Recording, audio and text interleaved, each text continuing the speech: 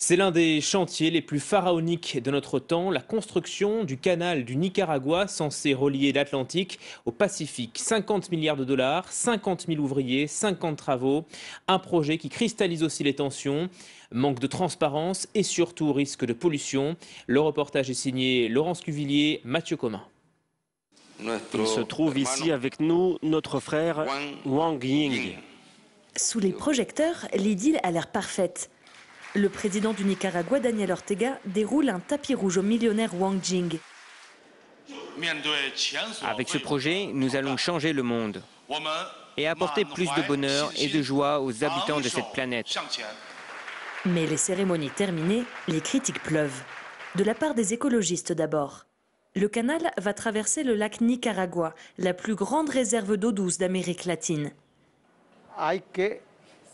Il faudrait extraire des millions et des millions de tonnes de sédiments pour creuser le canal.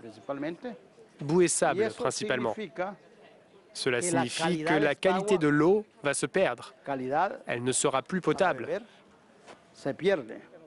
Des milliers de pêcheurs et d'agriculteurs vivent de l'eau de ce lac. Et le canal va aussi déplacer 25 000 personnes qui vivent sur son tracé.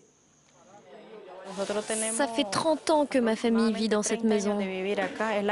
Moi, je suis de ce village et je continuerai de me battre pour que tout cela ne soit pas détruit.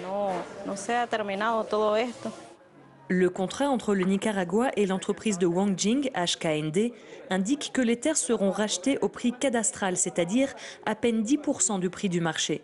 Et le projet de canal n'a fait l'objet d'aucune consultation nationale. Nouris et les habitants de la zone continuent de se mobiliser, alors que les tensions s'aggravent. Depuis 3 mois, les enfants des environs ne vont plus à l'école. Depuis le début, le gouvernement essaie de manipuler les instituteurs. On leur dit qu'il faut parler du canal. Ce n'est plus de l'éducation, ce sont des menaces aux parents, pour nous obliger à signer des papiers affirmant que le canal sera un grand bénéfice pour le pays. Un bénéfice très contesté car HKND a obtenu une concession de 50 ans pour la construction du canal, reconductible 50 ans de plus. Pas un centime de la manne générée par le passage des paquebots n'arrivera dans les caisses de l'État. Pourtant, le gouvernement assure que le miracle économique aura bien lieu. Beaucoup de nos compatriotes sont convaincus que ce canal sera un rêve vieux d'un siècle qui devient réalité. Il va créer de l'emploi, réduire la pauvreté, permettre d'améliorer la santé, l'éducation, les infrastructures et faire du Nicaragua un pays compétitif. Le président Ortega, accusé de dérive autoritaire, de trahison à la souveraineté du Nicaragua, il y a même ceux qui croient que le projet n'est qu'un cheval de Troie pour les intérêts chinois dans la région. Dora Tellez a formé une coalition de partis contre le canal. Selon elle, HKND aura du mal à trouver des investisseurs pour financer la construction. Mais ce qui importe, c'est que l'entreprise a d'ores et déjà la concession en poche. Moi, j'ai toujours pensé que ce projet de canal était un jeu de dupes pour couvrir 2 choses. Premièrement, l'expropriation massive de terres appartenant aux petits producteurs.